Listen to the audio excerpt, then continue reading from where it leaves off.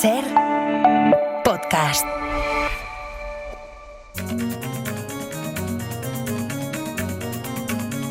Hoy por Hoy Magazine.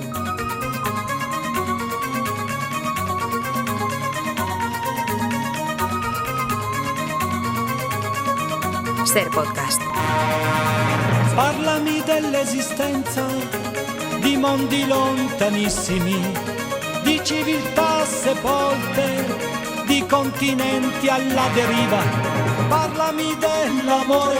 Cuantísimos oyentes que nos escriben al Hoy por Hoy preguntándonos, pero Nuño y Jaime cantan la sintonía. Sí, son ellos directamente los que cantan la sintonía del Ministerio que está empezando ahora. Hola chicos, ¿cómo estáis? Buenos días.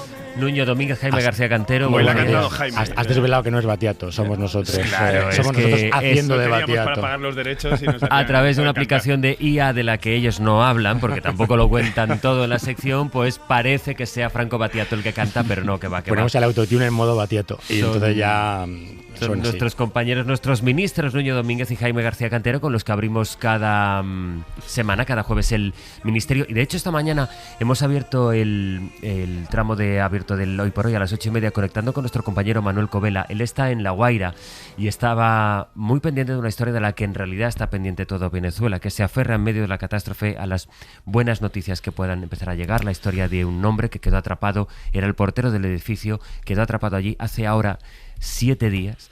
Y se sabe porque hay imágenes, han podido sondarle también que está bien, que está con vida y siguen ahora, equipos de rescate de varios países tratando de sacarle. Y ha sido muy interesante ver cómo la aplicación tecnológica, en este caso, Nuño, los satélites públicos y privados que han permitido ir haciendo el mapa no solo de los edificios destruidos, sino también contribuir en la búsqueda de posibles supervivientes. Sí, antes de esto que comentas, en otras catástrofes similares, por ejemplo, el tsunami de Japón y algún terremoto, se han llegado en Haití, por ejemplo, se llegó a rescatar gente 15 días después y en Japón 11. O sea que increíble, cada vez hay menos posibilidad, pero existe. Y sí, la tecnología, creo que Venezuela lo que nos ha mostrado es todo el potencial de la tecnología y el nulo potencial de la tecnología cuando hay un país que no es capaz de ni siquiera de poder llegar con las máquinas excavadoras a las zonas derruidas, ¿no?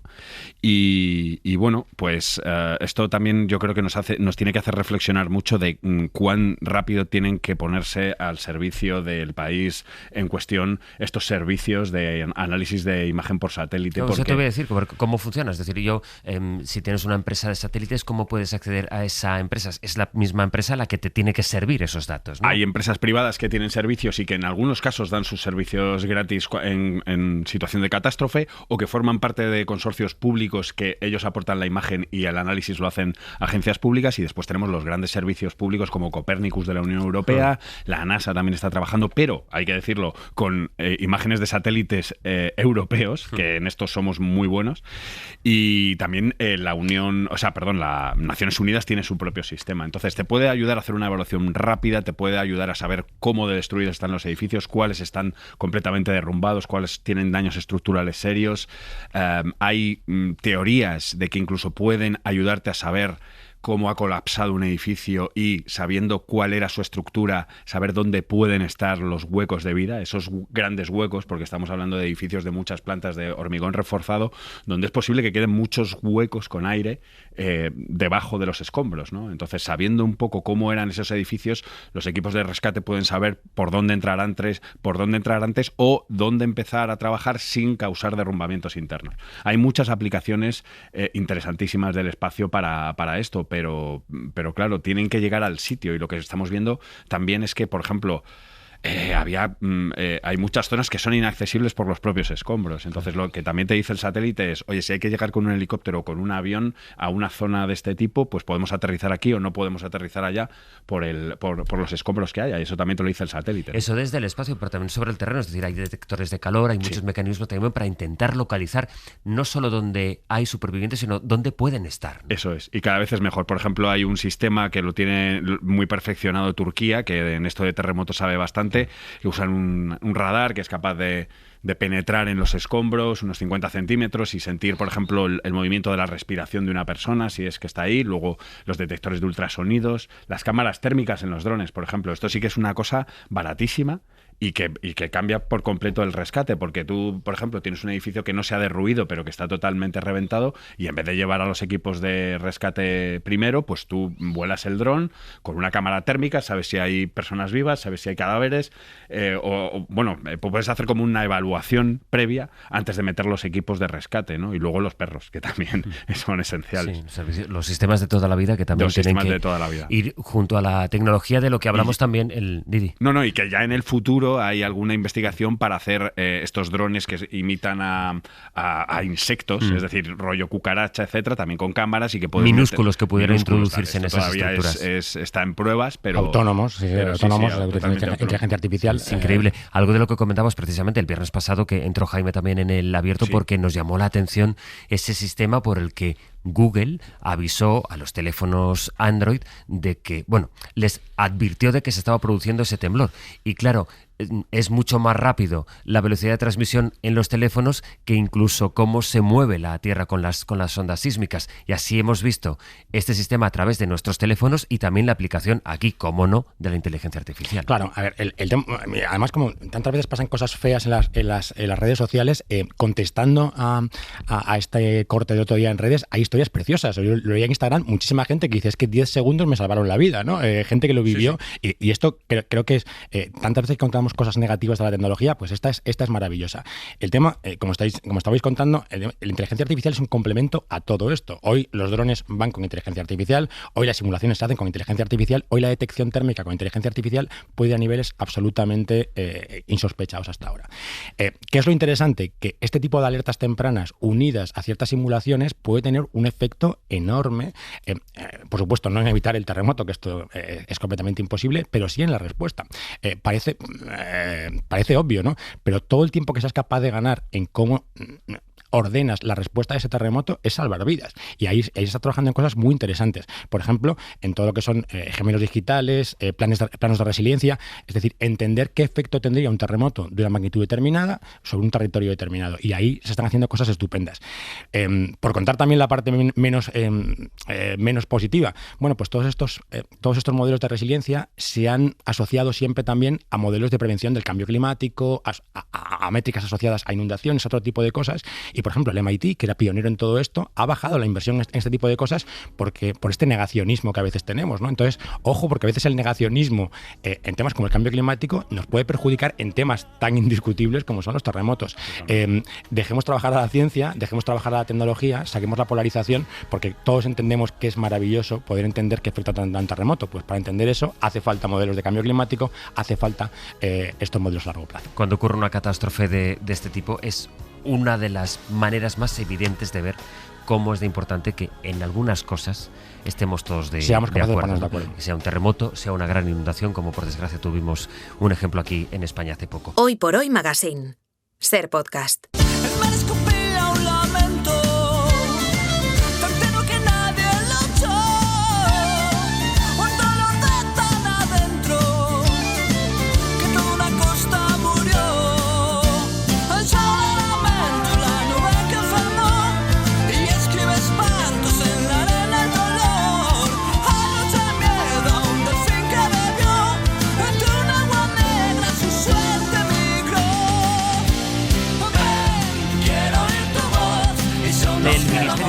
Esta sí que la hemos cantado, ¿eh? Esta sí que la hemos cantado. No quería decirles que la estoy cantando yo en una nueva aplicación de inteligencia artificial y con un concurso del satélite también de la NASA, pues al final estamos haciendo auténticas virguerías en esta despedida del Ministerio. Bueno, oye, vamos a seguir hablando precisamente de virguerías, la candidatura española para albergar, Nuño, uno de los mayores telescopios del mundo. Así es. Esto se puede razonar que es la cosa más importante en astronomía que ha pasado en España desde hace 300 años, desde el siglo XVIII, porque desde luego es el mayor telescopio óptico del hemisferio norte. Y yo creo que hemos hablado aquí alguna vez de este telescopio de 30 metros que es un proyecto que lleva en marcha pues casi 20 años y que lleva parado tiempo por que lo querían construir en Hawái y la población local se opone. Y se opone cada vez más y gana cada vez más batallas legales para impedir que se construya en Mauna Kea, que es la montaña más alta de Hawái, donde ya existen muchos observatorios astronómicos. Y están enfadados en parte con razón, porque no les han las universidades que lideran el proyecto y los países que lideran el proyecto, Japón, India, Canadá, no han tenido en cuenta al principio a esta comunidad, de decirles, oye, queremos hacer esto, lo vamos a hacer así, lo vamos a hacer así. Entonces se han enfadado bastante y las posibilidades de construirlo en Hawái cada vez son menores. Entonces, en esto ganó Trump su segundo mandato y además dijo que iba a recortar más de 1.000 millones del presupuesto que necesita este telescopio para construirse, con lo cual ahí España ofreció una oferta histórica de 400 millones de euros para poner este telescopio en la isla de La Palma, en el Roco de los Muchachos, donde también existen muchos observatorios astronómicos, y en una isla que está acostumbrada a tener estos proyectos y que además entiende el impacto económico que pueden tener. Además, el gobierno ha buscado, o el Banco de Inversión Europeo que preside Nadia Calviño, está analizando la posibilidad de dar un crédito al proyecto de unos 600 millones de euros, con lo cual se podría llevar a cabo en nuestro país.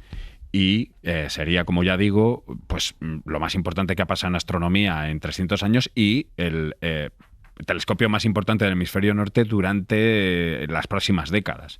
Así que es una cosa de estas que dices, oye, pues ¿por qué no invertir en astronomía? ¿Por qué es invertir en alta tecnología? Estos telescopios tienen instrumentos que llevan la tecnología actual al límite y pues podría estar en España. España ya intentó albergar el telescopio más grande del mundo que se está construyendo ahora en Chile. No hubo suerte en este caso y ahora pues tenemos la posibilidad de esta revancha. Así que yo creo que es una cosa en la que podríamos estar todos de acuerdo, como decías tú antes, ¿no? Ya, ¿te imaginas? Estaría bien. Bueno, siempre aparece algún detalle por el que la gente empieza a pelear. No, por supuesto, aparecerá. Sí. Luego, de algo tan grande a algo muy, muy pequeño, el desarrollo de IBM de chips por debajo de 1 nanómetro. Esto me tienes que ayudar, Jaime, a que me haga yo la idea de cuánto es eso. Bueno, pues para que te hagas una idea de lo que es un nanómetro, es la millonésima parte de un milímetro.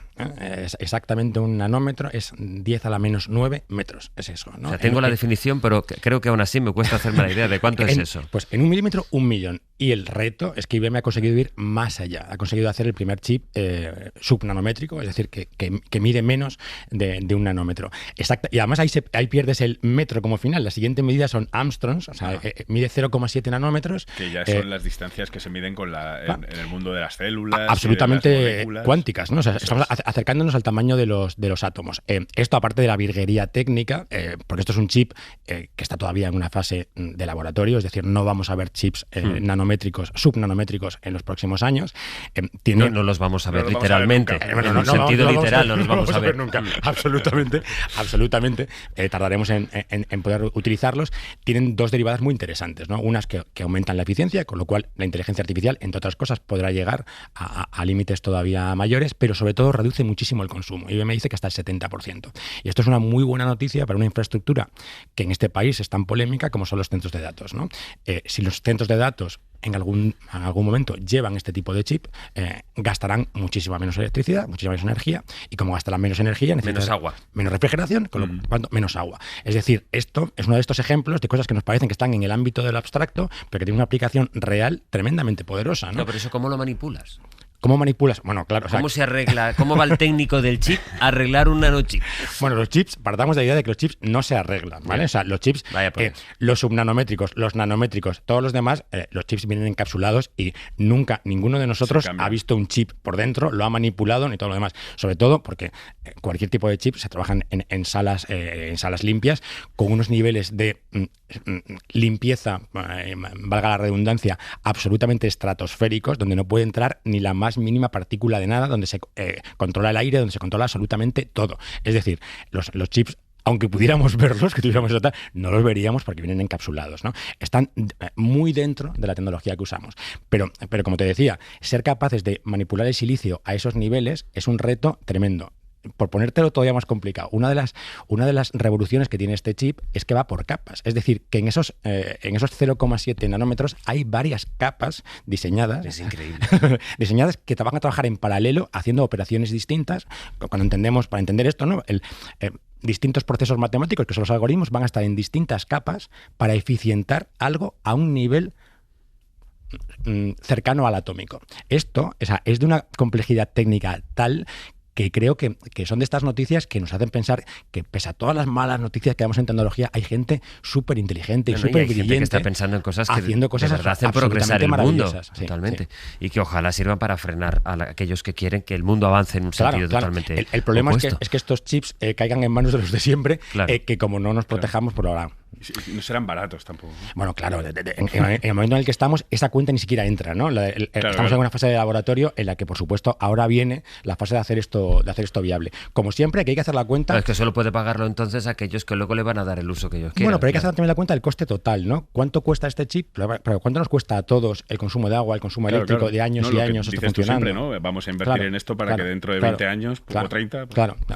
Hay otros asuntos. El CSIC, el Centro Superior de Investigaciones Científicas, ha presentado el resultado de una investigación que documenta cómo fueron depuradas 511 personas vinculadas a la Junta de Ampliación de Estudios durante el franquismo. Esto me lo tienes que explicar bien, Nuño. Sí, bueno, a ver, yo que llevo muchos años en esto de la ciencia, siempre decían que el CSIC es el heredero de la Junta de Ampliación de Estudios, que no nos sonará de nada, pero esto fue el organismo que probablemente más modernizó la ciencia española antes de la Guerra Civil. Una de las cosas más importantes que hacía era enviar científicos españoles al extranjero para que se formasen y aprendiesen lo que se estaba haciendo en esos momentos en los laboratorios. El presidente honorífico era Ramón y Cajal, que es el primer Nobel de Medicina español. Entonces, el impacto científico y a nivel de modernización del país de este organismo fue tremendo. ¿Qué se dice? Que en 1939, cuando termina la guerra y llega Franco a decir que el CSIC iba a unificar la unidad divina de las ciencias o algo así, el CSIC heredaba todo el potencial y todo el material y toda la modernización que había conseguido la JAE, lo que es directamente una mentira. Hubo una depuración tremenda, hubo un exilio de muchísimos de los científicos involucrados en la JAE clarísimo, y hasta hace relativamente poco tiempo no se explicaba esta verdad así. Cuando se hace la Ley de Memoria Democrática en 2022, el CSIC empieza a rebuscar de verdad en los archivos para encontrar a muchas de esas personas, empleados de todo tipo, que fueron depurados por las autoridades franquistas y antes también por las republicanas, analizados, juzgados para ver sus filiaciones políticas, con quién trabajaban, con quién estaban casados, si llevaban, en algunos casos, mujeres si llevaban pantalones o no, lo que podía significar que las pusiesen una sanción o que directamente las echasen, ¿no?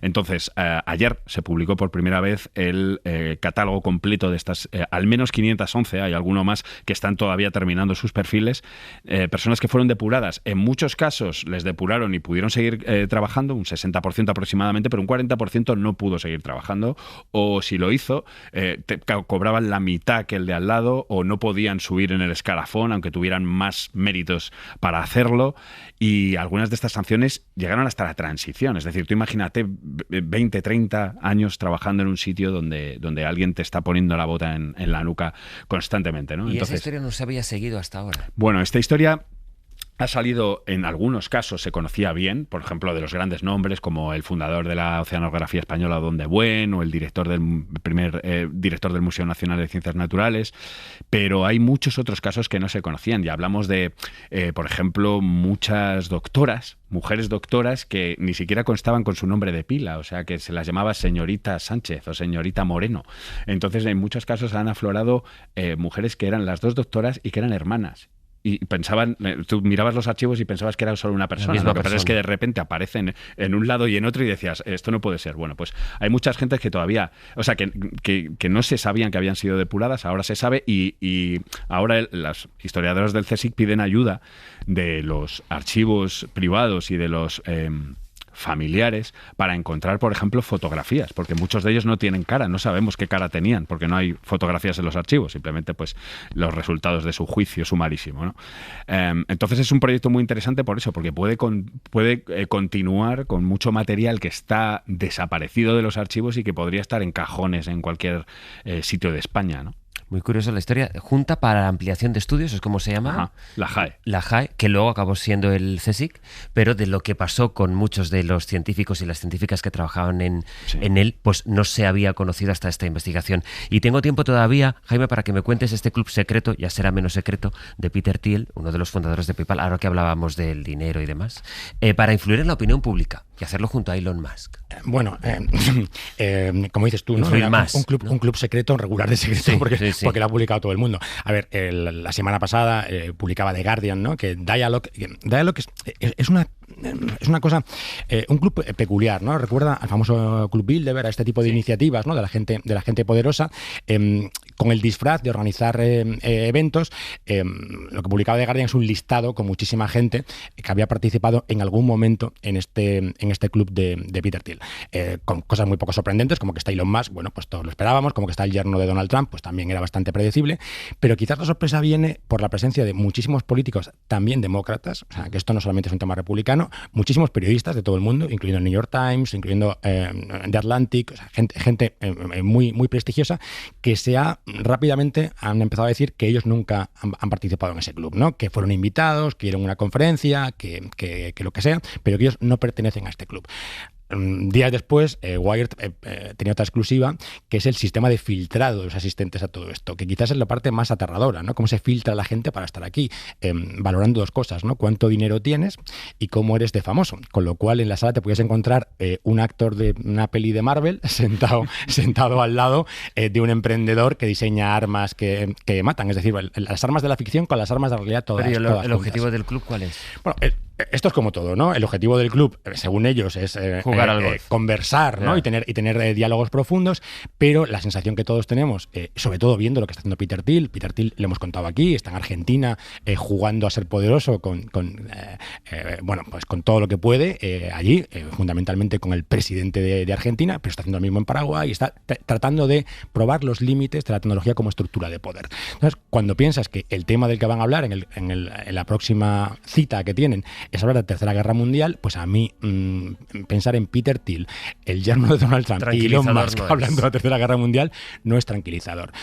Bueno, creo que el problema, como siempre, es la opacidad de estas cosas. Recordemos que la anterior cita de Peter Thiel era para contarnos quién era el anticristo. Esta la hizo en Roma y al final nunca lo contó. Entonces pasamos de identificar al anticristo a hablar de la Tercera Guerra Mundial sin solución de continuidad. Sus apóstoles. Claro. Eso es, sí. En fin, bueno, a veces nos han contado historias que eran ciertamente apocalípticas, pero no ha habido ni una semana en que no hayan contado algo también esperanzador. Y en eso yo creo que está la gracia de este ministerio al que hoy vamos a echar el cierre. Pero antes, Nuño Domínguez, Jaime García Cantero, muchísimas gracias. Muchas gracias a ti. Muchas gracias a vosotros. Y nos seguiremos escuchando. Claro que sí. Un abrazo. Sí. Abrazo. Hasta siempre. Hoy por Hoy Magazine. En temporadas anteriores de Amigos Alegres.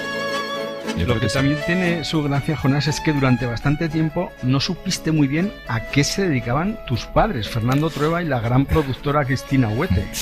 Bueno, porque yo siempre, aparte de tímido, yo creo que iba lento, en general, lento. Sigo yendo lento, soy muy lento. Entonces me ha costado a veces darme cuenta de cosas muy evidentes, ¿no? Pero por otra parte es verdad que no es un oficio muy evidente, ¿no? Si tu padre, yo que sé, es carpintero, pues estás viendo claramente lo que hace, ¿no? Cuando es director de cine, no es tan evidente, ¿no? Yo en un momento pensaba, mi padre es un señor que dice corten, ¿no? Porque era como lo que veía, que estaba a veces sentado en una silla y decía corten. Con mi madre era así que la veía, que era como muy trabajadora y que estaba todo el rato al teléfono y fumando un cigarrillo tras otro. Y entonces sí que entendía que tenía como responsabilidades más fuertes. Ser Podcast.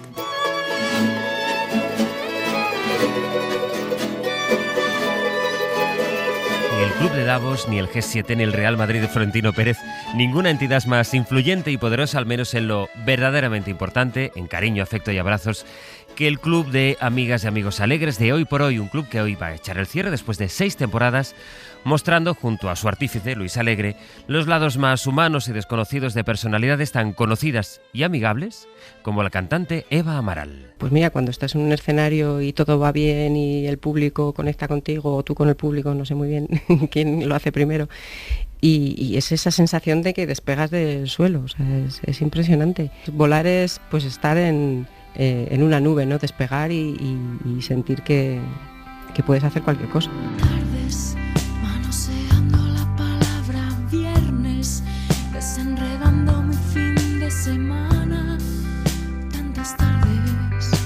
Amigo Luis Alegre, buenos días, ¿cómo estás? Muy bien, José Luis querido, qué bonito recibimiento. ¿Sabes que esta es la primera canción que me deslumbró de Amaral? Hará unos 28 años, la noche que se la escuché a Eva y Juan Aguirre en un local de Zaragoza, me quedé loco. Tienes que contarnos por qué has elegido a Eva Amaral como última invitada de esta sección, por la que, decía ahora, durante 6 años han pasado unas 120 personas que tú quieres mucho. Eva era una última invitada perfecta por toda clase de razones. Es una amiga completamente adorable, es una fuera de serie que ha llegado muy lejos sin perder el pie y, por si fuera poco, es de Zaragoza. Sí, es que yo intuía que eso iba a estar... Pensaba que iba a ser la primera razón, pero mira, me la has dicho la tercera. Las figuras que van pasando por aquí, que van desfilando por esta sección, siempre empezamos preguntándote cómo y cuándo la conociste, si eran gente anónima cuando tú las conociste, de hecho. ¿Fue así también con ella, con Eva? Y tanto, Eva era la camarera del Azul, uno de mis garitos favoritos en la Zaragoza de los 90. ¿Cómo era aquella Eva Amaral? Pues mira, la recuerdo como una chica encantadora, pero muy tímida, delicada y reservada. Yo nunca supe que tocaba la batería o la armónica. Por eso luego me impactó tanto verla encima de un escenario convertida en un verdadero ciclón. Hola Eva Amaral, buenos días. Buenos días. ¿Cómo estás? Muy bien, encantada de hablar con vosotros. Nos ha dicho ahora Luis cómo te recuerda él a ti. ¿Cómo era ese joven Luis Alegre? Pues como siempre haciendo honor a su apellido. Siempre ha sido una persona pues como un torbellino de alegría, de saber hacer sentir bien a todo el mundo alrededor y bueno, en las noches que yo estaba detrás de la barra pues son complicadas, ¿no? Porque yo creo que entraba a las 11 de la noche aproximadamente y hasta las 7 de la mañana no salíamos de allí. Wow. Y lleno todo el tiempo estaba el garito. Así que, bueno, se bebían y se vivían momentos de estrés, pero Luis siempre hacía que todo fluyera y que fuera maravilloso. Sí, siempre era una alegría encontrarse con él. Siempre. En aquella época de camarera que ahora nos describes, ¿te enseñó algo sobre la gente, sobre la noche, sobre cómo es la gente de noche, aquella etapa? Pues yo tengo como sentimientos encontrados, ¿no? Porque... es bonito pensar también, o sea, que era como un caldo de cultivo. El Azul, que era el sitio donde yo trabajaba, pues era el bar donde terminaban las fiestas o los actos culturales de la ciudad. O sea, si venía Sting a tocar a Zaragoza, pues Sting no, pero todos sus músicos terminaban en el Azul. O si venía una obra de teatro o el estreno de una película, pues terminaban los actores en el Azul. Y la verdad es que dio pie a conocer a gente increíble y también a muchos clientes anónimos y clientas anónimas que eran increíbles y que te contaban sus historias, porque sí que es verdad que cuando estás detrás de una barra se tiende todo el mundo a sincerar mucho, ¿no? con el que está trabajando y eso la verdad es que me abrió a historias muy, muy bonitas, muy humanas. Estaba recordando ahora, Eva, que hablando de grandes conciertos, yo fui al Azul después de ver a Michael Jackson en la Romareda con Penélope Cruz y Goya, pero tú estabas luego en el Azul. Sí, y yo fui con Penélope Cruz y Goya Toledo, que no sé si recuerdas aquella noche. Claro, es que yo, de hecho, creo que una de las primeras noches que tengo recuerdo de haberte conocido, creo que es esa, que viniste con Penélope. Hacia 1997, Eva y Juan Aguirre decidieron marcharse a Madrid. Pero los primeros tiempos no fueron fáciles. Vivían en pisos de amigos, un poco a salto de mata. Juan recuerda que a veces se dejaba crecer la barba porque no tenía ni para las cuchillas. Y la propia Eva hizo algunos trabajos muy llamativos para salir adelante, como uno en el Corte Inglés. ¿Qué trabajo hiciste en el Corte Inglés, Eva? Pues yo imagino que te refieres al que iba yo dentro de Mario Bros. Sí. Hombre, no está mal, ¿eh? No está mal. Ese es uno de mis highlights, la verdad. Ahí también se te sincera la gente, ¿no? Dentro de Mario Bros. Ahí era espectacular, porque yo, claro, no tienes control. O sea, es uno de estos muñecos que tus ojos salen por la boca de Mario Bros, claro. ¿Sabes? Entonces, iba allí con una barriga enorme así de goma espuma. y controlas poco tus extremidades, ¿no? Entonces a veces tiras cosas, bueno, era un poco por los pasillos del Corte Inglés en Navidades. Lástima que no quede testimonio de ese episodio. Cierto, porque todavía no teníamos todo el mundo teléfonos, pero hubiera sido bonito tener una foto de aquello. Una noche crucial, Eva, fue en Libertad 8, el mítico local de Madrid donde se habían forjado grandes cantautores, en la que tuvisteis un arrebato providencial cuando el cantante que actuaba provocó a los que estabais de espectadores para que subiera alguien a cantar. Sí, la verdad es que, o sea, fuimos un poco jetillas, en el fondo, Juan y yo ahí, porque lo que sucedía realmente es que el cantante lo que estaba haciendo era animar a sus amigos, que también eran cantautores, que estaban allí en la sala compartiendo con él, y probablemente habrían pactado que si alguno quería subir a hacer alguna canción, pero nosotros nos levantamos más rápido de la silla y tomamos el escenario ante la incredulidad, ¿no? de los que estaban allí. Pero pasmo, claro, ahí os descubrieron de alguna manera y os contrataron. Sí, fue bonito porque además ese día llegamos con nuestra maquetica, nuestra casete con unas cuantas canciones grabadas mal, y se la dimos al dueño de Libertad 8, a Julián, para decirle que queríamos tocar, porque nosotros vivíamos de tocar. O sea, básicamente pagábamos el alquiler en Madrid con los conciertos que hacíamos aquí y allá. Y dijimos, pues Libertad 8, que es un sitio donde está tocando todo el mundo, hay concierto todos los días aquí.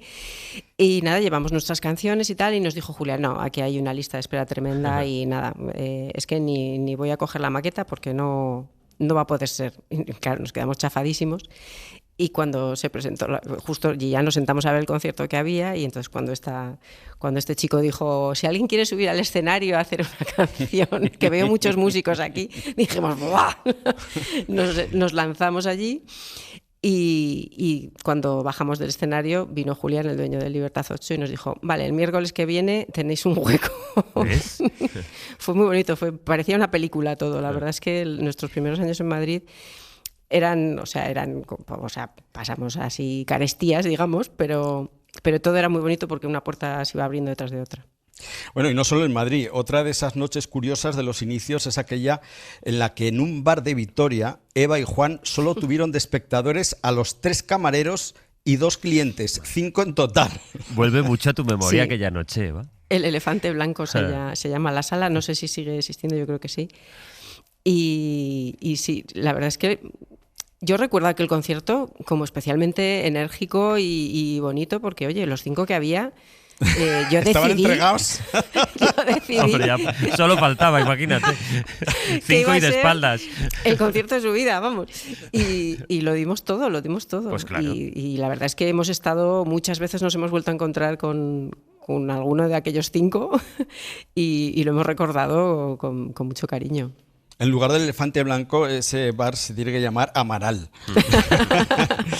Yo conocí a la madre de Eva, una mujer maravillosa y tiernísima. Ahí la Carmen. Sí, la Carmen. Pero no pude conocer a su padre, que las había pasado canutas en la guerra y posguerra. Sus padres soñaban para Eva con una ocupación menos insegura que la música y que se pusiera una tienda o algo así. Lo chocante es que su padre, aunque era militar y maestro de banda, aborrecía la música. Esto me lo tienes que contar bien, Eva, cómo es que tu padre detestara la música, sobre todo, ¿qué te decía cuando veía que tú querías dedicarte a esto, a la música? Sí. Él, bueno, aparte, o sea, que la música que yo escuchaba a él le parecía abominable directamente. Ni música, ¿no? Ni música. ¿Eso qué era? Los pelos, los ruidos, tal. Bueno, los gritos. Y sobre todo yo creo que no confiaban mucho porque yo, hablando, tengo una voz más bien grave, entonces ellos no pensaban que yo pudiera cantar. Yeah. Y pensaban, bueno, aparte de que era todo un delirio adolescente, pues porque yo iba de una cosa a otra todo el rato y me veían como demasiado artística, o sea, demasiado en las nubes, ¿no? Sí, no estaban muy a favor.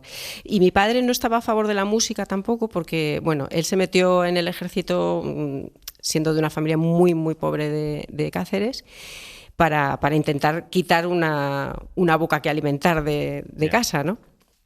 Y entonces empecé a viajar y ya pues cayó en Zaragoza, conocí a mi madre, se asentaron allí, todo estupendo. Pero sí que es verdad que él, así vocación militar, no tenía mucha. y entró en la banda porque debía de ser como la parte de enseñar o sea, aprendía a tocar la corneta y el tambor porque era un hombre que tenía unas facultades para la música excepcionales sin haber tenido ninguna preparación ni ninguna enseñanza.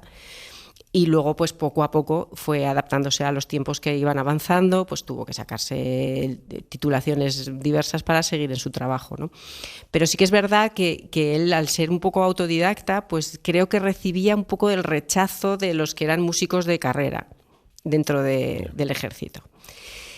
Y creo que él tenía un poquito ahí de trauma con eso y no quería que le pasara lo mismo a su hija. Yo creo...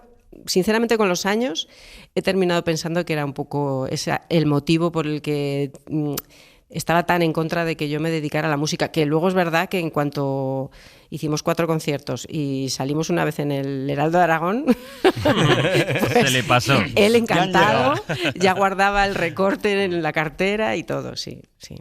Ya está demostrado empíricamente que el cerebro humano no está preparado para el éxito brutal y tal vez por eso hay tanta gente de gran éxito que se va de cabeza.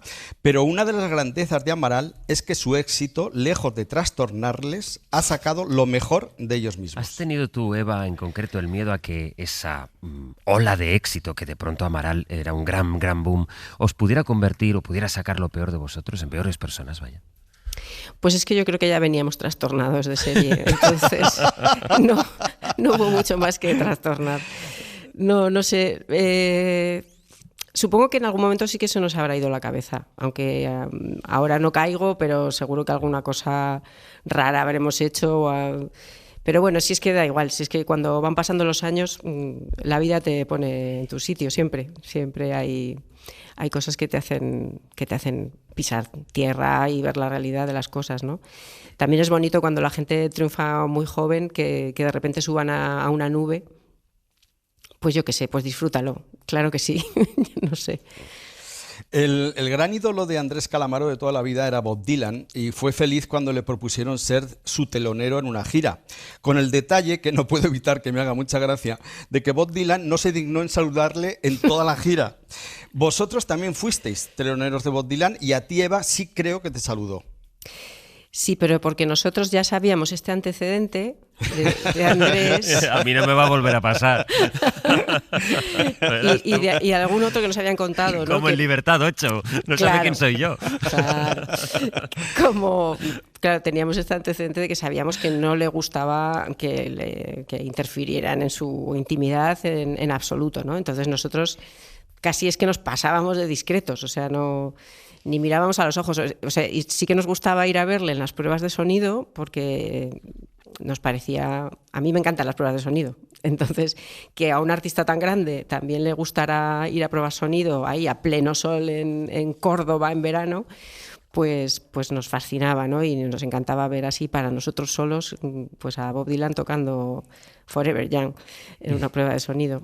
Y nada, estábamos por allí siempre, pero siempre a mucha distancia y sin querer hablarle ni querer decirle nada. Entonces yo creo que debió decir, pero bueno, ¿y esta gente que no me vienen a decir nada, quiénes son, ¿no? Y bueno, nos llevábamos muy bien con todo el equipo. Eso sí que es verdad, que igual le dijeron, pues estos chavales son majos, ¿sabes? Entonces vino él un día, estábamos probando sonido nosotros, él ya se había bajado del escenario hacía rato.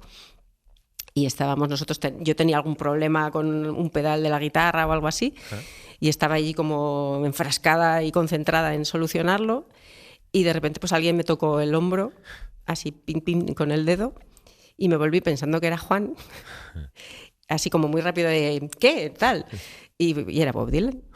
Y nada. ¿Y en ese momento te acordaste de Andrés Calamaro? Sí, bueno, no, pobre Andrés, no. En ese momento no sabía, vamos, se me bloqueó todo la cabeza. Y nada, le extendí la mano, le di la mano y me dijo que le gustaba mucho lo que oía, que le gustaba mi guitarra, que pensé inmediatamente, o sea, mi primer impulso fue decirle, toma, para ti. Y no lo hice, y luego me arrepentí mucho, la verdad. Pero bueno, fue muy bonito, sí, fue bonito. Bueno, Bob Dylan sigue componiendo y haciendo giras con 85 años. ¿Eso te parece un futuro deseable para ti, algo parecido? Pues si él lo disfruta, sí. O sea, yo lo único que quiero es disfrutarlo. O sea, que no sea por obligación o por... O sea, a esas edades yo creo que ya la gente lo que hace es lo que le sale del papo, básicamente, ¿no? Entonces, sí que me gustaría seguir haciendo música. Vamos, yo voy a seguir haciendo música siempre, porque es algo que no se puede evitar que suceda, ¿no? Hacer una canción o hacer música. Música de vuestra discografía precisamente es la que nos permite poner la última canción de esta sección consagrada a la amistad. Marta me llamó a las 6 hora española, solo para hablar, solo se sentía sola porque Seba se marchó. Qué bonito himno la amistad, Eva. ¿Qué razón tenía Luis? Porque eras la amiga perfecta. Nos ha servido de broche para decir adiós a una sección como esta, ¿eh? Qué bueno, muchas gracias. Para mí es un honor, a la par que me siento un poquito triste porque sea la última, claro, ya sabéis, pero... Bueno, pero ha sido un adiós por todo lo alto. Sí, muchas gracias, Eva. A ti, Luis, a ti. Gracias, Eva. Un beso grande. Un besazo. Adiós. Adiós. Bueno, Luis Alegre, pues todo lo que empieza se acaba. Bueno, han sido 7 años fantásticos y un beso enorme para ti, José Luis, para Ángeles y todo el equipo y hasta dentro de nada. Sí, seguro que nos vamos a seguir viendo y sobre todo escuchando. Muchas gracias porque también, hombre, el amigo que consagramos el mejor, el número 1 en la lista, sabes que vas a ser tú. Y a partir de ahí ya eso nos da salvoconducto para ir colándonos en los garitos, en los bares, en los conciertos, porque tienes muchísimos amigos a los que ahora nos sumamos nosotros. Ha sido un gusto, Ojalá Luis. esté a la altura. Un beso. Muchas gracias. Hasta luego. Adiós. Adiós. Por encima de todas las cosas, nada que descubra lo que siento, que este día fue perfecto y parezco tan feliz. Nada como que hace mucho tiempo que me cuesta sonreír. Quiero vivir, quiero gritar, quiero sentir. ¿Te cuesta sonreír, Brian? Pues depende del día, claro, pues esto es como todo, ¿no? Hay días que te cuesta más sonreír y Ya. pues días que menos. Pero hoy no.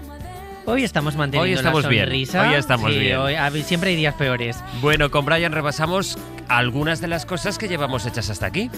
Bueno, vamos a comenzar con la mirada puesta en Venezuela, donde llevamos una semana muy pendientes después de esos 2 graves terremotos. Sí. Hoy hemos comenzado el abierto desde allí, desde donde el compañero Manuel Covela nos contaba cómo el país vive en vilo el rescate de una persona, de Hernán Gil, en La Guaira, a lo que han llamado la Operación Milagro y lo que llega a ser el rayo de esperanza de muchísimos venezolanos que aún esperan una semana después encontrar a familiares con vida. Manuel Covela nos contaba cómo están viviendo estas horas y este rescate concretamente. Más de 48 horas de labores que están pues ya en su recta final. Nos dicen aquí los rescatistas que precisamente esta etapa final es la más delicada y por eso se ha ido retrasando el momento en el cual pues podríamos ver a Hernán Gil ya fuera de peligro. También lo han podido ver porque han logrado colocarle una cámara en el lugar donde se encuentra y lo están viendo, incluso también le han hablado. Siguen trabajando allí los equipos de emergencia en búsqueda de víctimas mortales muchas veces y de supervivientes que todavía siguen vivos. Iremos siguiendo la situación en Venezuela. Luego hemos tenido el ministerio y hemos hablado ahora con Eva Amaral. Sí, en el ministerio hemos seguido hablando de Venezuela y con Eva Amaral hemos cerrado nuestra agenda de Amigos Alegres con Luis Alegre. Está siendo esta una semana de cierre de secciones.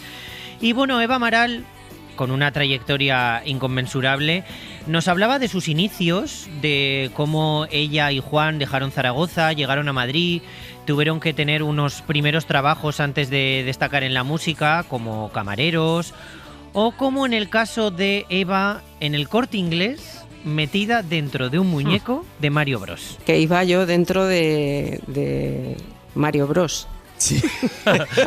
Hombre, no está mal, ¿eh? No está mal. Ese es uno de mis highlights, la verdad. Ahí también se te sincera la gente, ¿no? Dentro de Mario Bros. Uno de estos muñecos que tus ojos salen por la boca de Mario Bros, Claro. ¿sabes? Y controlas poco tus extremidades, ¿no? Entonces a veces tiras cosas, bueno, era un poco por los pasillos del Corte Inglés en Navidades. Bueno, esto algo de lo que hemos hecho hasta ahora. Ya a partir de ahora... A partir de ahora, pues bueno, aún nos queda baile antes de acabar el programa y nos vamos a poner en esta hora un poco rurales, un poco de bosque, porque el profesor Javier Ocaña en La vida y el cine nos trae La muerte de Robin Hood y Día de caza, una revisión moderna de la caza de Carlos Saura. Y en Al dente con Ainhoa Aguirregoitia, un punto de encuentro, Sastre, la Sierra de Mariola, que une Alicante y Valencia, para hablar, Ainhoa nos va a comentar cómo podemos aprovechar la botánica en el mundo de la gastronomía. Y bueno, pues te decía que están siendo una semana de cierre de secciones, también de este cebo, que bueno, claro, con mucho no cariño hemos hecho durante esta temporada, destacando contenidos a los oyentes. Así que bueno, pues muchísimas gracias. Bueno, pero seguimos viéndonos. Seguimos aquí, pero bueno, muchísimas gracias por este espacio para los oyentes. Y bueno, que nos seguiremos encontrando en el camino. Adiós, Brian. Adiós. Hoy por Hoy Magazine. Ser podcast. ¿No tenéis estómago para esta carne? Para esta carne sí, pero no para los traidores. ¿Me estáis llamando traidor? ¿A vos? Sí. ¿Cómo llamar al que se aprovecha de que el rey está ausente, usurpa el poder y luego, con la ayuda de una pandilla de asesinos, pretende robar el importe del rescate a los indefensos sajones? Rescate que no servirá para libertar al rey Ricardo, sino para comprar vuestro derecho al trono. Ahogaré esas palabras en su garganta, Alteza. Dejad que hable por el momento. Decid, ¿qué pretendéis hacer? Organizaré una revuelta. Tendréis muerte por muerte.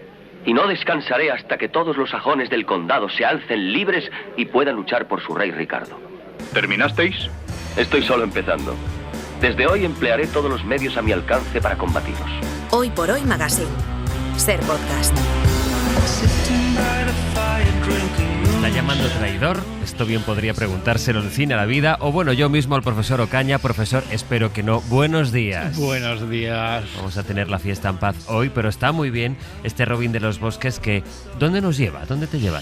Bueno, es una figura de la que hoy vamos a hablar bastante, porque uno de los estrenos, La muerte de Robin Hood, vuelve a su figura. Vamos a hablar de su significado, de eso de luchar contra los corruptos y contra el poder que sobredimensiona las cosas, bien sea de un rey, de un político, de quien sea. Y esa lucha de alguien que se rebela contra las cosas que no se están haciendo bien, creo que hay que mantenerlo. Y vamos a hablar, a pesar de que hay Robin Hood que no son muy realistas, pero el mito siempre ha estado ahí. Mañana llega a los cines La muerte de Robin Hood. ¿Quieres que te cuente un secreto?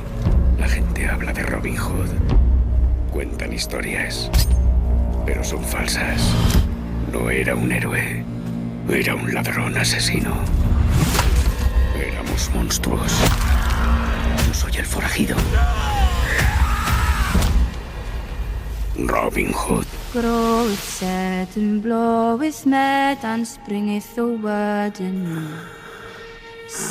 Os debo una disculpa. Me pedisteis que os dejara morir. ¿Cómo os llamáis? El mismísimo Robin Hood, que no era un héroe, sino un ladrón asesino. No sé si esta muerte de Robin Hood está hecha para acabar con la leyenda. Pero totalmente. Te iba a decir que es una desmitificación brutal, pero es que ni siquiera es desmitificación, es que derrumba el personaje completamente, lo convierte en un villano.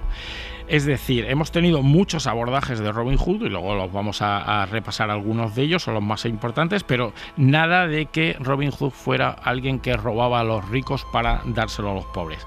Mataba y mataba por placer. Eso es lo que se dice en esta nueva película.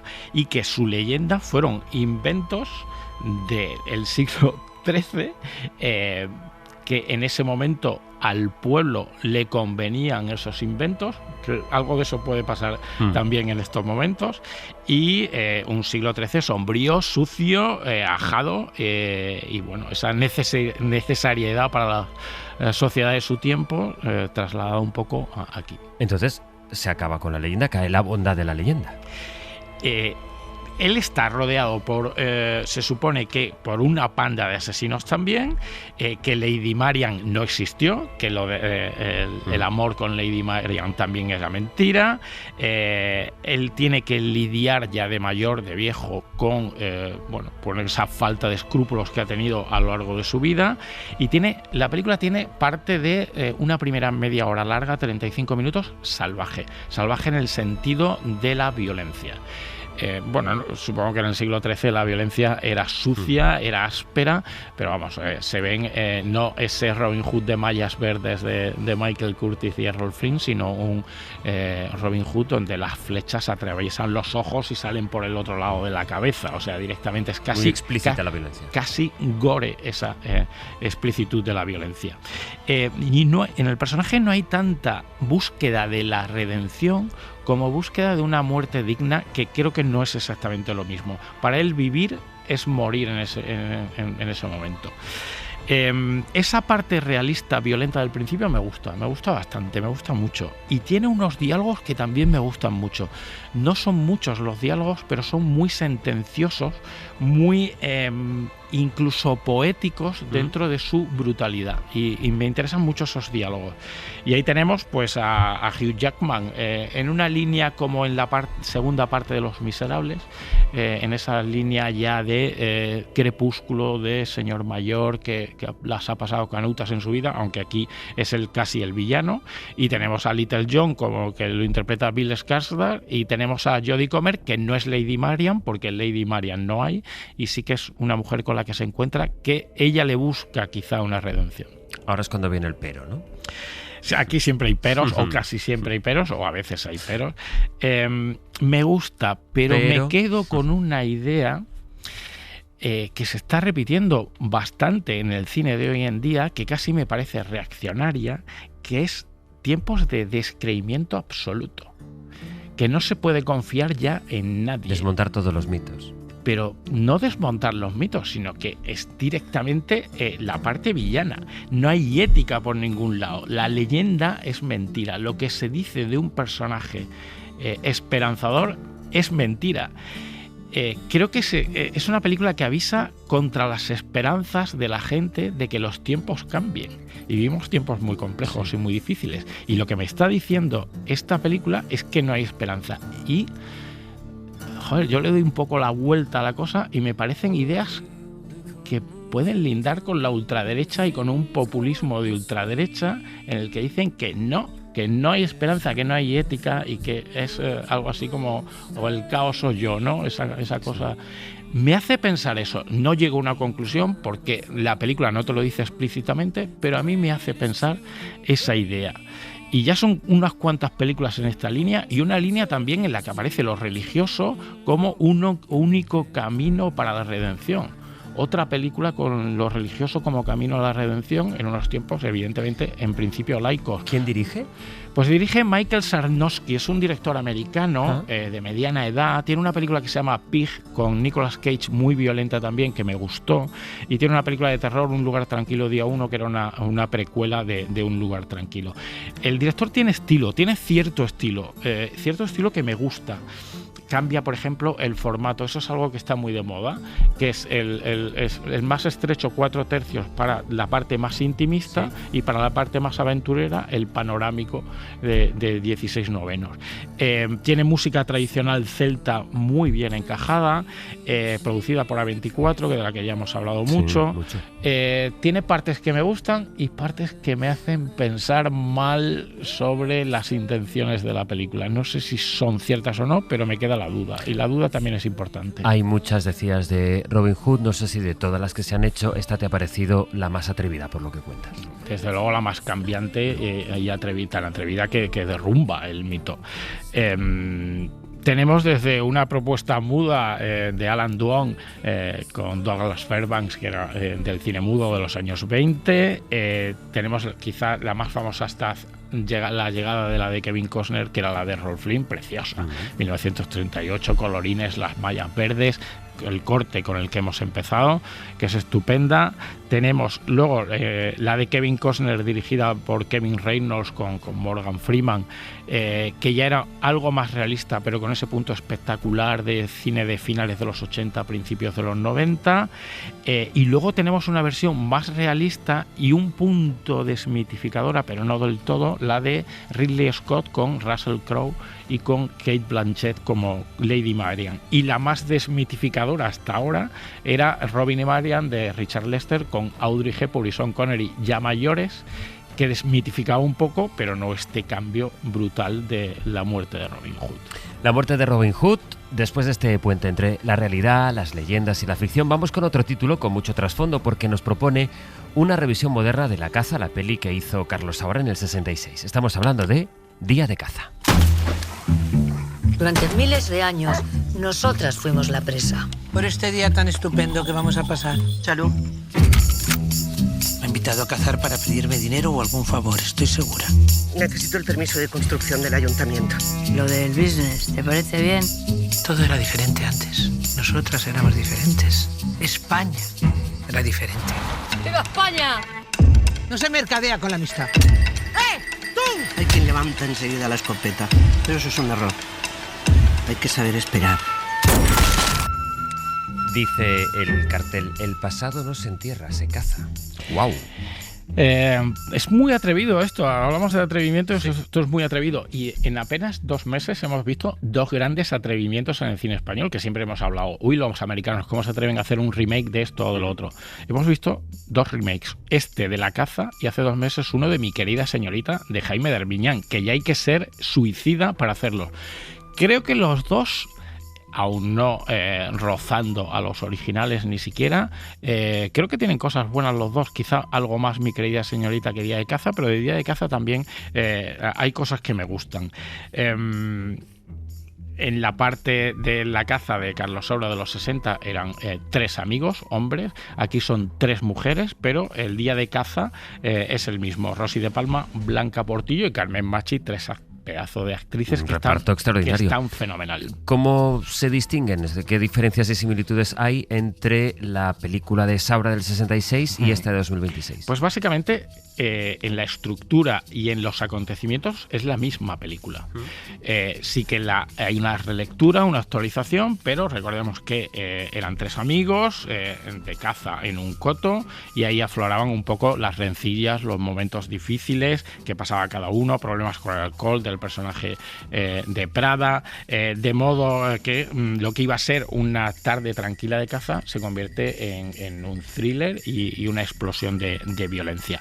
Es evidente, y eso pasaba con todas las películas de Saura de los 60 y los 70, que era una metáfora de la guerra civil. Al final estaba ahí eso y era un lugar donde había habido combates en ese coto de caza de la guerra civil. Ahora son 3 amigas, pero las rencillas son las mismas, las relaciones entre los personajes. Las dos son, sobre todo la de Saura, pero son grandes películas sobre la humillación, sobre el poder que tiene alguien de arriba y que subyuga al de abajo.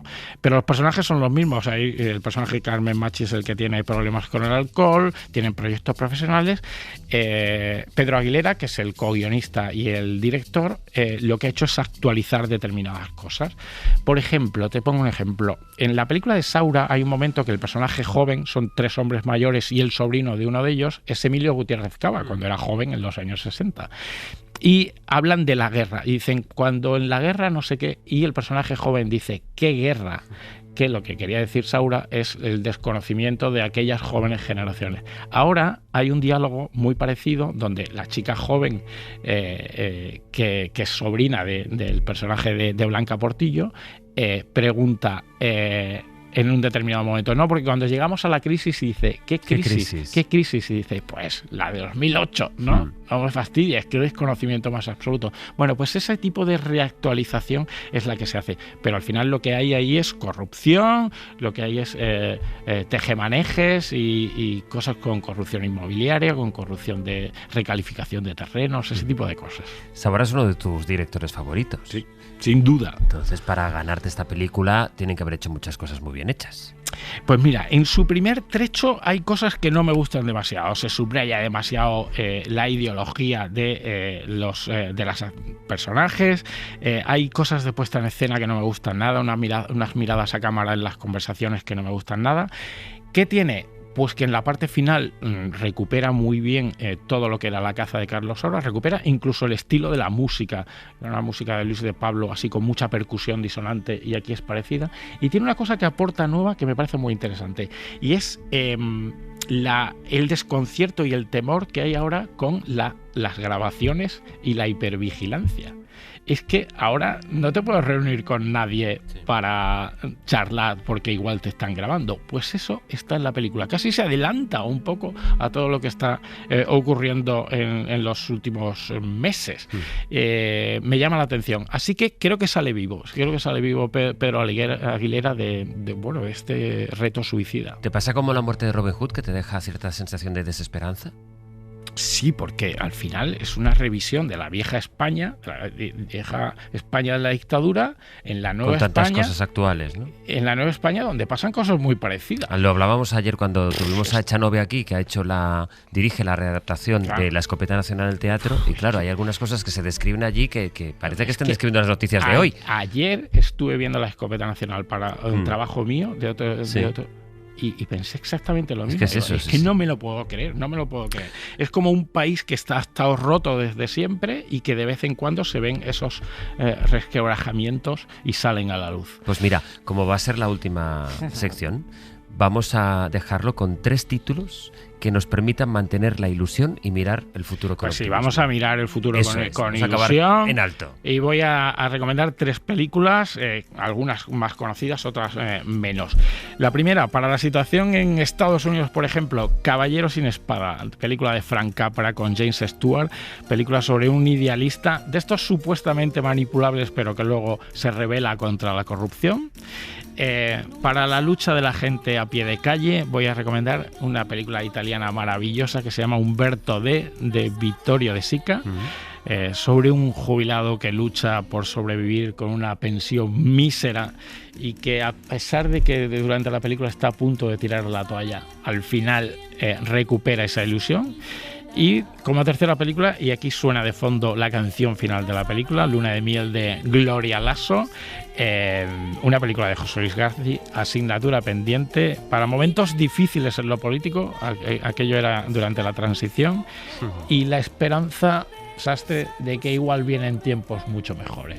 Así pero claro, eso hay que pensarlo siempre. Sí, yo lo tengo claro. Caballero sin espada, Umberto D y Asignatura pendiente. Las 3 películas con las que cerramos aquí este tiempo que hemos compartido cada jueves con el profesor Ocaña, que nos ha enseñado de cine, pero sobre todo de otras maneras de mirar la vida. Así que muchas gracias. Gracias a vosotros, han sido 5 años estupendos de cine, de vida, de la ilusión, del drama, del absurdo, que eso es la vida. Eso se trata al final, y darle gracias a ti, a Ángeles, a Ana Usle, la maravillosa compañera de sección. Y nada, ha sido un placer y divertidísimo estar aquí. Nos escucharemos, Ocaña. Gracias. Gracias, adiós. Adiós. Hoy por Hoy Magazine.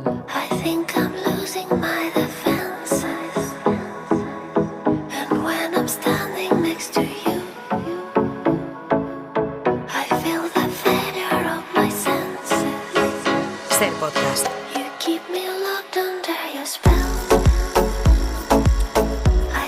Ainhoa Aguirregoitia, buenos días. Buenos días, Sastre, ¿cómo estás? Ya has vuelto de Japón, ¿no? Ya estoy aquí, ahora se me oye alto y claro. Vamos, después de la accidentada sección de la semana pasada, aquí está Ainhoa de vuelta de Japón y además, mira, pues de un lugar a otro lugar, un lugar maravilloso, es un punto de encuentro entre tú y yo, entre Valencia y Alicante, aunque en realidad es más Alicante, pero bueno, que es la Sierra de Mariola, de Mariola. Bueno, he intentado encontrar un punto... Algo que nos acercara, por lo menos. Claro, después de tanta historia, digo, bueno, para cerrar la temporada preparada el programa y bueno, y en definitiva para despedirnos.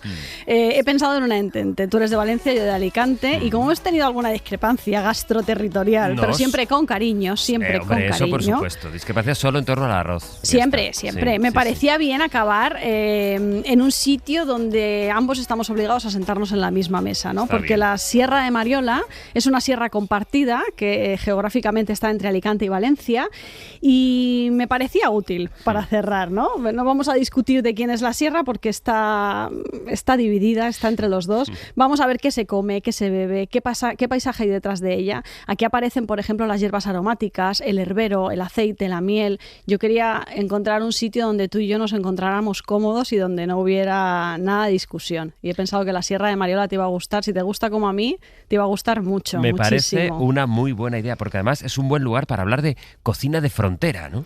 Claro, porque al final no es una frontera gastronómica clara. Administrativamente sí que separa Alicante de Valencia, pero en la práctica, como comparten paisaje, clima, cultivos, forma de conservar, incluso de pensar, platos de interior, eso nos permite contar algo muy interesante.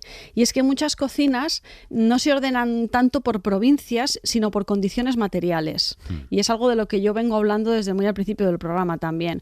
Si hay montaña, secano, olivo, almendras, cedro, hierbas, hay necesidad de conservar también. La comida se va a parecer a ambos lados del límite, no solamente a uno. Entonces Mariola sirve para que discutamos menos y sobre todo para darnos cuenta de los territorios compartidos que tenemos dependiendo de la climatología o de la superficie en la que nos desarrollemos, ¿no? ¿Qué tiene en particular la cocina de esta sierra de Mariola, de la imagen típica de la cocina mediterránea? Claro, tú estarás de acuerdo conmigo en que no responde a esa idea tan popular del tomate, el pescado, el arroz. Más intensa. Exacto, claro, ¿no? Es como en la costa parece que todo es más ligero, aquí no. La montaña de Alicante y el interior de Valencia es mucho más contundente. Sigue siendo mediterránea, pero aquí pesan mucho más los guisos, los embutidos, las plantas aromáticas, la almendra, el aceite, esa cocina de despensa también, no tanto de lo fresco. Es una buena forma de recordar que el Mediterráneo tampoco es solamente sol y playa, sino que tenemos una riqueza en el interior que la hace muy variada. Yo me imagino que la gente que nos esté escuchando ahora de Alicante y Valencia estará sintiendo con la cabeza porque efectivamente es así, ¿no? Y hay un Mediterráneo de montaña que tiene que ver, pues eso, más con con el horno, con la legumbre, el arroz con carne, los licores de hierbas, con una sobremesa pues más larga, ¿no? Y no tan sudada como en la costa. De una sierra como esta tan aromática, por ejemplo, ¿qué cocina sale de ahí? Mira, es una cocina muy de despensa y de aprovechamiento. En vez de producto fresco de lonja, aquí tienen más peso ingredientes que aguantan bien. Los pimientos secos, los salazones, los embutidos, la legumbre, el arroz. Hay un plato además que si te lo digo probablemente lo conozcas, que es la olleta, sí, que puede tener apellidos o no. Yo voy a decir simplemente la olleta, que es un plato de cuchara que se come con legumbre, arroz, con embutidos, el arroz al horno. Qué bueno. También es un arroz que está riquísimo, que es más del interior. Por ejemplo, los gazpachos de montaña alicantinos, que son también una delicia, que es un plato de cuchara, embutidos a la brasa, dulces sencillos que están hechos a base de almendra, de anís, de miel, de aceite, porque la Sierra de Mariola, al ser una sierra que es tan rica en hierbas medicinales y aromáticas, tiene muchísimo desarrollo de miel. Además son unas mieles deliciosas, de las mejores que he probado yo. Es una cocina al final que piensa en sacarle sabor a productos de conserva duraderos que están en una alacena, en una cocina y que te pueden durar a lo largo de todo el año, ¿no? No es a lo mejor una cocina tan directa o tan improvisada como la del producto más fresco, entre comillas, que tampoco me malinterpreten, que también hay producto fresco en la montaña. Si tú tuvieras que elegir un producto para explicarle a la gente, Mariola, ¿qué producto elegirías? Mira, yo, a ver si tú estás de acuerdo conmigo, un día nos tomamos uno, el herbero. Bueno, ojalá tomarnos uno. Oye, pues no es tan difícil. No, nada. Yo voy con la botellita. Solo hay que coincidir. Eso es lo difícil. Es más difícil coincidir que compartir el herbero. Exacto. Al final es una bebida espirituosa tradicional elaborada a base de plantas aromáticas de la zona. La Generalitat Valenciana recoge el herbero de la Sierra de Mariola como una de las denominaciones de origen específicas de bebidas espirituosas tradicionales de Alicante. En este caso el adeo sí que es de Alicante, pero la bebida es compartida. Y me interesa no solo porque sea un licor digestivo, que también lo es, sino porque es una forma de contar la sierra a través de las hierbas. No hay dos herberos iguales. puede parecer que todo el mundo utiliza las mismas hierbas, pero no es así. Siempre hay alguien que añade una extra o que añade proporciones distintas. Ajá. Entonces, cada herbero tiene su propia historia, su propia condición, pero al final está narrando también un poco está describiendo de alguna manera la sierra. Tú si has paseado por la sierra alguna vez, yo lo he hecho en bastantes ocasiones porque subo con relativa frecuencia. Es un sotobosque, el alicantino y el valenciano, es una montaña en la que tienes que mirar al suelo, no al cielo. Lo interesante está muy a ras del suelo, porque lo nuestro es el sotobosque, ¿no? Cuando ves el romero, el tomillo, la jedrea, la pebrella, Tan mediterráneo, la cola sí, de caballo, sí, tan sí. mediterráneo y tan aromático, ¿no? Tan oloroso. Al final la gente pues recoge lo que tiene cerca, y la pebrella, por ejemplo, que es una de las más exclusivas, no siempre está a tu alcance. Siempre, a lo mejor tienes pebrella, a lo mejor no tienes pebrella, o tienes cola de caballo, pero no tienes tal. Entonces te tienes que ir como adaptando a lo que la sierra te está contando. Ya conocida la Serra de Mariola, los productos, el herbero, que es el que tú destacas y el que estábamos compartiendo, una vez Sí. tenemos la bebida, vamos con los platos o los productos que habría que llevar a esa mesa de encuentro. Vamos a ver, si tú y yo nos sentamos en una mesa, una olleta tiene que haber, algo de cuchara. Estoy de Además, yo te he acuerdo. visto cuchara y a ti te gusta la cuchara. Sí, mucho. Tiene que haber aceite, tiene que haber miel, tiene que haber una degustación de miel, tiene que haber herbero, embutidos a la brasa. El blanco, la salchicha blanca, la salchicha roja, la morcilla de cebolla, todo eso bien hecho a la brasa es espectacular con un buen pan. Algo de almendra, tanto dulce como salada, frita con sal, que además la almendra también aquí es muy popular. Mira cómo está Marcos. Marcos quiere un herberito también. Vamos. Hay herbero para todos. Y luego las setas, que también, si están de temporada, la seta más popular de la Sierra de Mariola son los níscalos. Los esclatasans, los robellons, lo dicen de muchas formas. Es esta seta anaranjada, grande, que crece debajo de los pinos. ¿A ti te gustan? Sí. Sí, ¿no? Sí, Yo no sé si hay algo que tú quieras incluir en este menú. Es que, pues mira, pensaba que no ibas a incluir el pan, ya sé que, pero yo es que un buen pan ahí, además si puede estar recién horneado y demás, yo con eso ya feliz. Imprescindible, Sí, imprescindible. sí. De todos estos platos, ¿cuál explica mejor la cocina de allí, de esa zona, sin necesidad de irnos a la costa? Porque esta es la particularidad, es una cocina, una zona mediterránea de costa, pero que como están viendo es una zona pues de comida de montaña también. Sí, exacto. Yo, mira, más que un plato único, pensaría en una familia. ¿Vale? Lo que hemos comentado, las ollas y los arroces y los embutidos. Pero si me tengo que quedar con uno, más allá de la olleta, que ya hemos hablado de ella, voy a quedarme con el plato de una amiga mía, que se llama Pura, y que yo he comido desde que subo a Mariola prácticamente cada vez que voy. No es un plato a lo mejor que esté dentro del recetario tradicional, pero para mí sí que lo está, que es un arroz de conejo, es un arroz caldoso de conejo. Ella lo hace únicamente con arroz, agua, conejo, tomate y pebrella. Es lo último que pone en ese guiso. Para mí es un guiso que es pues muy familiar, muy cercano, algo que siempre le pido que haga cuando subimos, porque el agua en la montaña también es distinta a la de la costa. Vamos, nada Entonces, que ver. nada que ver. Entonces es un guiso que queda distinto cuando lo hace en la Sierra de Mariola. Y aunque a lo mejor para algunos que nos esté escuchando diga, bueno, pues ese arroz con conejo caldoso no es tan de la Sierra de Mariola, para mí sí que lo es, lo he comido siempre. Y bueno, era una forma de hacer un guiño también, ¿no? Entonces me quedo con ese, con el arroz con conejo, con el arroz caldoso de conejo. Qué Le bo- puedes poner caracoles, le puedes poner setas, le puedes poner alcachofas, lo puedes complementar como quieras. Y luego me has dicho que qué me traería yo, qué añadiría yo a los productos en esa mesa. Sí. Bueno, dulce, claro, ahí no hemos traído dulce. No sé qué No. dulce podemos traer que haya de allí del entorno. No, sí que lo hay. Mira, la almendra, la miel, el anís, el aguardiente, las pastas secas, los rollos, las tortas, los sequillos, las cocas dulces. Es que claro, todo esto es muy nuestro. Sí, Sastres. totalmente. Hoy me estás llevando a casa, pero de verdad. Sí, es que todo esto es casa para nosotros, ¿no? Según el pueblo, según la casa, lo tenemos de una manera, lo tenemos de otra, pero es verdad que aquí el dulce está muy vinculado al horno también. Son muchas cosas de estas se hornean, no se fríen, no se hacen de otra manera, y al final es una despensa donde hay harina, aceite, almendra, azúcar, huevos, aromáticos y algún licor. Yo te he traído de receta un dulce.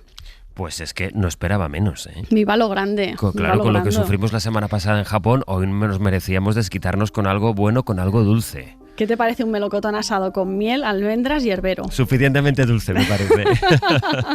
Necesitamos 4 melocotones bien firmes, que no estén demasiado maduros, 2 cucharadas de miel, 1 cucharada de herbero o 2, depende de lo alcohólico que queramos hacerlo, 1 cucharada de zumo de limón, almendra tostada picada, una pizca de sal y un poco de yogur griego, o si queremos una bola de helado de vainilla o helado de nata, esto ya como nos queramos mover, incluso un poco de nata montada. Cortamos los melocotones por la mitad, retiramos el hueso, los colocamos colocamos en una fuente con la parte cortada hacia arriba, mezclamos ese herbero con la miel, el zumo de limón, esa pizquita de sal si queremos también para potenciar el herbero, y aquí lo que se trata es de aromatizar, no de convertir ese postre en un licor, entonces no hay que pasarse demasiado con el licor. Pintamos los melocotones con esa mezcla y los asamos a 180 grados hasta que estén tiernos, pero sin deshacerse. Durante la cocción podemos volver a bañarlos como si fuera un pollo que estamos asando, pues hacemos exactamente igual con los melocotones hasta que queden muy tiernos, muy jugosos y ligeramente dorados. Al salir del horno añadimos la almendra tostada picada por encima, y ahí es cuando añadimos pues esa bola de yogur o esa bola de helado o esa bola de nata montada.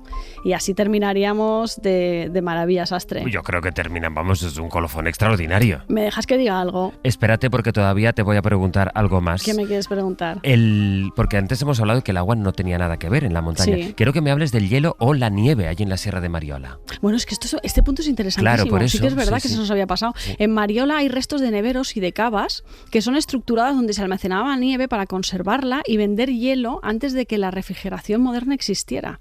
Hay una que es muy famoso, que es la cava Arquejada, sí, que está en el Montcabrer y es uno de los ejemplos más conocidos. Esto conecta directamente con la gastronomía porque el frío era un recurso que ellos tenían, servían para conservar alimentos, enfriar bebidas, usos médicos, también para la elaboración de dulces o refrescantes. Es una cosa, por ejemplo, con la que en la costa no contábamos y ellos sí tenían. Eso es una de las grandes diferencias y uno de los grandes recursos, bueno, ya no solo gastronómico, sino también patrimonial de la Sierra de Mariola, que son los neveros. Sí. Cuando tú vas andando por la sierra y lo ves y explica sí, también la historia, que muchas veces no le damos la importancia que tiene a la historia de lo que comemos y cómo lo conservábamos, y eso pues precisamente un paseo por la sierra te remite a eso, que es nuestra manera. Oye, que si cocinamos y comemos así es porque descendemos de todas esas cosas, ¿no? Exactamente. ¿Qué quería decir usted? Yo quería dar las gracias, bueno, sobre todo a los oyentes que han escuchado esta sección, a quienes me han escrito, a quienes se han enfadado en alguna ocasión también, a quienes han tomado nota de la receta. Yo creo que en definitiva quería dar las gracias a todos aquellos en los que de alguna manera hayamos podido influir a mirar la comida de otra manera, ¿no? Y sobre todo también al equipo por dejarme jugar, discutir, aprender. Y ya está. Y ese pedito me ha ayudado a que no se me caiga la lágrima. Muchas gracias a todos. Un abrazo enorme y ha sido un placer. Voy a echar de menos. Y otra cosa, si me quieren seguir viendo, Ainhoa Singular en Instagram es una opción maravillosa. Claro. Hay que buscar a Ainhoa en Instagram. Yo que siempre me contengo, se me va a caer la lagrimita. No, ahí te ha echado una mano Marcos para quitarle un poquito de dramatismo al momento. Totalmente, pero bueno, a veces, oye, si lloras, ¿qué voy a hacer? Sí, claro que sí, todo Es tiene que que hay. haber. Bueno, pues Ainhoa Singular, ahí la tienen ustedes para que puedan seguir compartiendo con ella sus recetas y también se puedan enfadar con ella, ¿eh? También. Porque puede venir de todo. Yo sacudo a todo el mundo claro, igual. Igual que se habla en la radio cuando estás enfadado con alguien o se habla en la tele, también puedes hablarle al teléfono y enfadarte con... Pero Ainhoa, ¿cómo haces eso, hombre? Totalmente. En fin, bueno, nos vemos en la Sierra de Mariola entonces con ese herbero, ¿no? Sastre, me lo has prometido. Exacto, con un herbero y que venga Marcos, que venga Brian, que venga Ángeles, que venga todo el mundo. Todo el que quiera, que venga Pedro, Silvia, todos. Y el melocotón asado con miel, ¿eh? Siempre de postre. Vale. Postre. Adiós, Ainhoa. Un beso muy grande, Feliz Sastre. verano. Igualmente, chao. En el metro yo me enamoré. En el metro yo me enamoré. En el metro yo me enamoré.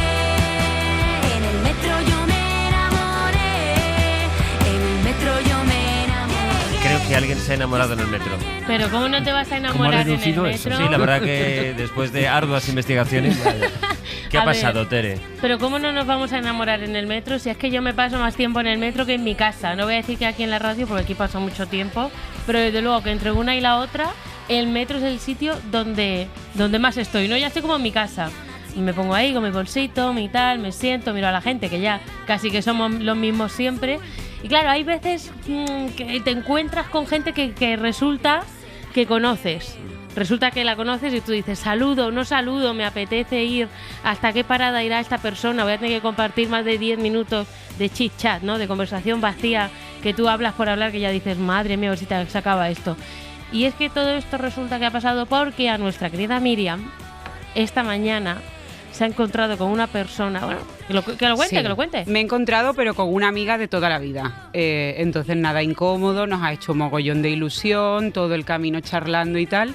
Y nos hemos puesto a hablar de que vaya tela cuando te encuentras a alguien que no te apetece. Y nosotras estábamos encantadas, la verdad. Ay, Dios mío. Pero cuando nada. te encuentras a alguien que no te apetece. La clave, el tema sería momentos incómodos de cuando te encuentras a alguien que no quieres ver. Y que conoces, porque puede ¿Cuánto ser. nos veíais vosotras? Bastante. ¿Somos ¿Bastante amigas? años? No, tampoco. Meses. Años tampoco, meses, sí. Pero a mí me ha pasado de cambiarme de vagón por no encontrarme con alguien. Vamos. Mira Miriam.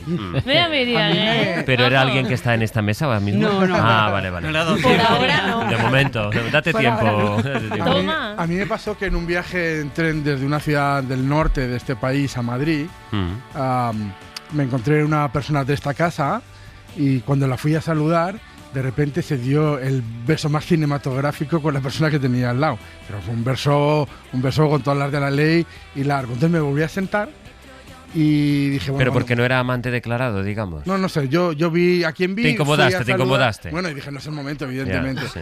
Y cuando lo dejen, si llegan a separarse, me persono y saludo.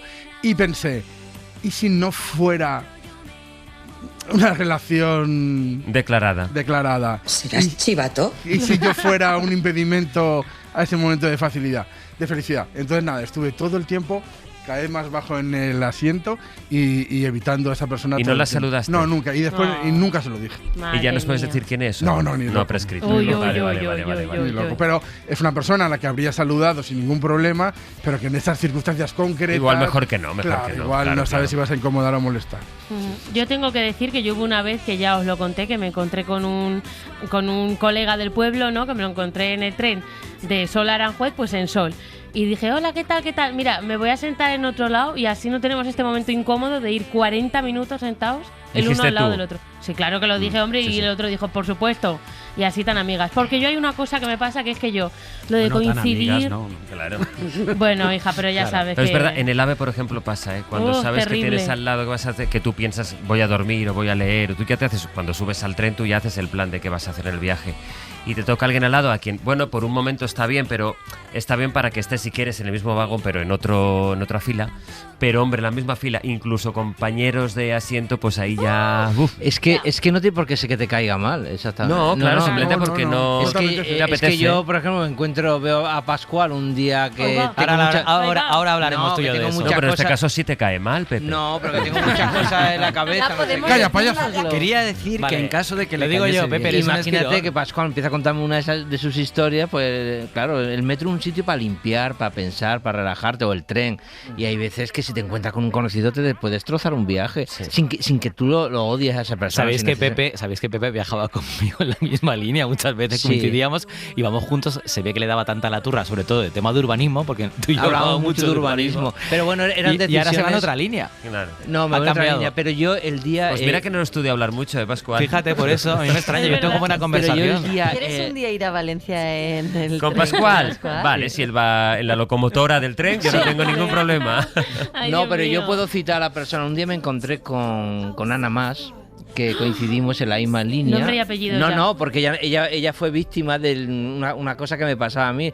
¿Te estabas besando con ella en el tren y Sergio os vio? Nos encontramos y yo me había sentado la comida mal, para que nos entendamos, no voy a dar más detalle. Y entonces yo lo estaba pasando fatal y ella tenía muchas ganas de hablar y de contarme cosas. Y yo siempre que coincidía, porque no es la primera vez que coincidía, pues cuando llegábamos a la estación de Legazpi, pues nos íbamos andando, había una posibilidad de hacer un transporte, pero nos íbamos andando para estar más ratito juntos hablando, ¿no? Pero ese día yo no podía más. Llegué a Legazpi y digo, cuando llegue a Legazpi fingiré y miré a la línea 6 para llegar más rápido a casa porque no puedo más. Y en ese momento me dice Ana, dice, ay, hoy tengo tiempo, vamos a pasear. Y yo me acuerdo de esa subida a calle Bolívar hasta Planetario, que yo vi el cielo de todos los colores posibles, las rodillas juntas como la Lina Morgan. Y claro, yo llegué a mi casa y os imagináis, pero cuando al día siguiente llego a casa, llego aquí a la radio, me encontré con Ana Mas, me dijo, ayer te vi raro. Y ya le conté la historia, por eso la puedo contar porque se lo conté a ella, ¿no? Pero ay, Dios mío. qué día, qué 20 momento, minutos más malo de mi vida. Hay que se te pone la piel de gallina hay y todo. una expresión que deberíamos eliminar, eso de ya te imaginarás. Eso de hay cosas que no hay que Te invito a, no hay que ponerle a que puntos ocupes tu suspensivos de, cerebro. ¿no? Ya os imaginaréis. No, me refiero que fui deprisa. No, si no es por Sí, esto. sí, ¿no? la realidad Venga, es que Severino. nos imaginamos, nos lo imaginamos. Como Nicolas Cage en Living Las Vegas. Hoy por hoy. Veo caer la nieve en la hierba. José Luis Sastre. Un Robinson en una isla desierta. Como Nicolas Cage en Living Las Vegas. Soy el invierno contra tu primavera. Programa en el que hemos tenido muy presente esta mañana a Amaral. Vamos a por el último compás, ¿no? Claro, porque el último compás puede ser también el primero, por ejemplo, de una nueva amistad. Porque claro, ahora hemos completado ya la agenda de amigos y amigas alegres. Lo hemos hecho con Luis Alegre a lo largo de varias temporadas. Pero claro, ahora toca mantener esas amistades, esas conexiones. Hay que trabajarlas, ¿eh? Hay que ser bueno, hay que ser simpático. Porque quizá, por ejemplo, la camarera del bar al que sueles ir una y otra vez, al final puede acabar siendo la mejor vocalista de España y del mundo mundial. Por ejemplo, hoy hemos conversado, como decías, y hemos conocido un poquito más a Eva Amaral, que ha compartido con nosotros, por ejemplo, cómo el día que le echaron mucho morro, ella y Juan en Libertad 8 acabaron saltando a la fama. Ese día llegamos con nuestra maquetica, nuestra casete con unas cuantas canciones grabadas mal y se la dimos al dueño de Libertad 8, a Julián, para decirle que queríamos tocar porque nosotros vivíamos de tocar. Y nos dijo Julián, no, aquí hay una lista de espera tremenda y nada, es que ni voy a coger la maqueta porque no va a poder ser. Y claro, nos quedamos chafadísimos y ya nos sentamos a ver el concierto que había y entonces cuando este chico dijo, si alguien quiere subir al escenario a hacer una canción, que veo muchos músicos aquí, dijimos, ¡buah! Nos lanzamos allí y cuando bajamos del escenario vino Julián, el dueño de Libertad 8, y nos dijo, vale, el miércoles que viene tenéis un hueco. Todo era muy bonito porque una puerta se iba abriendo detrás de otra. Moriría por vos. A veces hay que atreverse. Tú que eres poco lanzada, Tere, es lo que tienes que Yo hacer nada, un día. que soy tímida, rabia. Y subir al escenario y ponerte a cantar. Cuidado que me siento ahí ahora, venga. Bueno, no tengo ninguna duda. Adiós, chicos, hasta mañana. Adiós. Será tu voz, será el licor, serán las luces de esta habitación. Cerramos con Amaral esta edición de Hoy por Hoy, con Marta Galán, Rafa Yuste y Marcos Granado en la realización. Saben que si no hay novedad, volveremos a encontrarnos mañana a partir de las 6 de la mañana y que entre tanto la radio sigue. Que tengan una feliz jornada. Adiós. Verdes de ciencia ficción, la última cena para los dos, pero esta noche moriría por vos.